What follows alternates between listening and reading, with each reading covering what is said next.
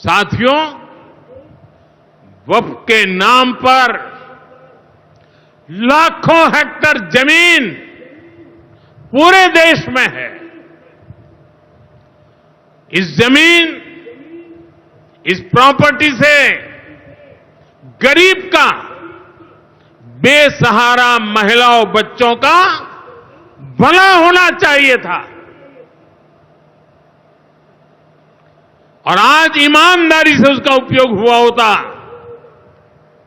तो मेरे मुसलमान नौजवानों को साइकिल के पंक्चर बना करके जिंदगी नहीं गुजारनी पड़ती। लेकिन इससे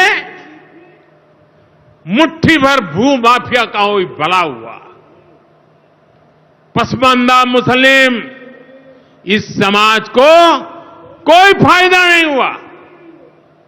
और ये भूमाफिया किसकी जमीन लूट रहे थे? ये दलित की जमीन लूट रहे थे, पिछड़ों की जमीन लूट रहे थे, आदिवासी की जमीन लूट रहे थे, विधवा महिलाओं की संपत्ति लूट रहे थे। सैकड़ों विधवा मुस्लिम महिलाओं ने भारत सरकार को चिट्ठी लिखी, तब जाके कानून की चर्चा आई है।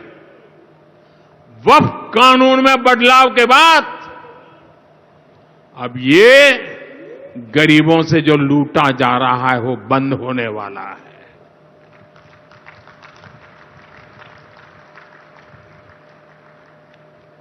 और सबसे बड़ी बात, हमने एक बहुत बड़ा जिम्मेदारीपूर्ण महत्वपूर्ण काम किया है। हमने इस वक्फ कानून में एक और प्रावधान किया है। अब नए कानून के तहत, वक्फ के कानून के तहत किसी भी आदिवासी की जमीन को हिंदुस्तान के किसी भी कोने में आदिवासी की जमीन को, उसके घर को, उसकी संपत्ति को ये वक्फ बोर्ड हाथ भी नहीं लगा पाएगा। ये आदिवासी के हितों की रक्षा करने का, संविधान की मर्यादाओं का पालन करने का हमने बहुत बड़ा काम किया है। नए प्रावधानों से वक्फ की भी पवित्र भावना का सम्मान होगा।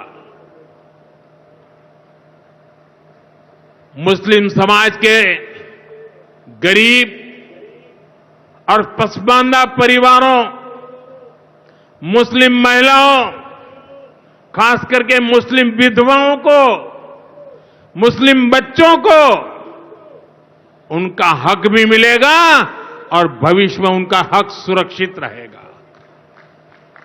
और यही तो बाबा साहब आंबेडकर ने संविधान के स्पिरिट में हमें काम दिया हुआ है।